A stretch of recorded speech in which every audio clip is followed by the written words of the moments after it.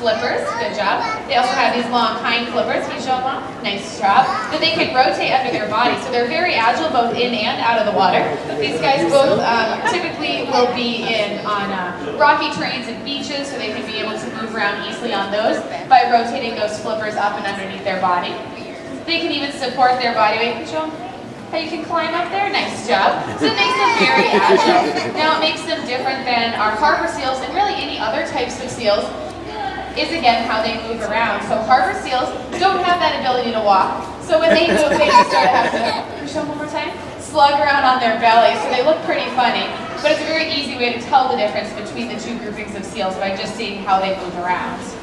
Now, although these guys do have a lot of similarities and they are in that same family, there are things that, of course, make them different. First of all, is where they're found in the wild. Northern fur seals are typically found up in the Bering Sea, which is up near Alaska and Russia and Japan. Whereas California sea lions, you can guess by their name, spend most of their time off the coast of California. Now, that being said, in order to stay warm out in that cold Alaskan waters, our fur seals actually rely on their fur coat. Sierra and Zoe here and our harbor seals out front, they all have a layer of fat and blubber like most marine mammals do. But the fur seals don't have that. They solely, like I said, rely on that fur coat. So it's a pretty cool difference between these guys. Now here at the aquarium, where we train our animals for a whole bunch of different reasons.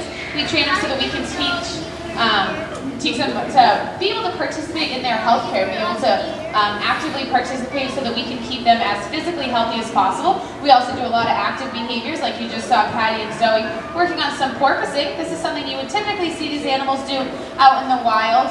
It's a good way for them to avoid predators, things like sharks or killer whales that might be chasing them. They can easily jump full out of the water, like you just saw, and even switch direction while they're mid-air so that they can get away from anything that might be chasing them. Now, some of the other things that we do to make sure that these guys are staying healthy are things that you or I do on a regular basis, even things that we do when we go to the doctor for, say, our annual physical. Some of our animals get eye drops every day. We weigh them. This big white block over here is a scale, so we weigh them to make sure that they're not gaining or losing weight too quickly. We also brush their teeth every day. Can you show me your nice big teeth? Good job. We even just do things like general physical exams. Something as simple as having Sierra lay down right here gives me a nice look at her body. My vets can come out here and take a good look at her, make sure her fur and skin is good, she doesn't have any cuts or scrapes. But this is also a helpful thing that we're able to do to work on things like taking a blood sample from their hind flippers, or even doing an X-ray or ultrasound. So it really is a very useful, looks like a simple behavior, but it is very good for us to be able to keep them nice and healthy. Nice job, Sierra.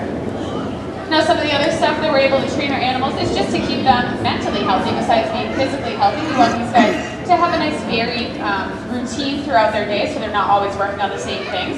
Some of our animals know how to paint pictures, they can fetch toys, they can even play a game of copycat. Want to show off some copies? All right, let's see. Good job. Oh, we did two there. Oh, this one. Good job. This side too? Nice job, Sierra. We'll end with one more check. Good job. So even something like that, Sierra's learned, and she's actually in the process of learning how to basically mimic anything that I do. So we're sort of in the mid stages of that training. Some of our trainers are actually working on doing that with Sierra, with her vocalizing, and also with Zoe. So trying to copy different sounds that we make and seeing if they can mimic that. So it's pretty cool to see them sort of try to figure that stuff out. Now, the way that we train our animals is through a system of positive reinforcement. You can hear myself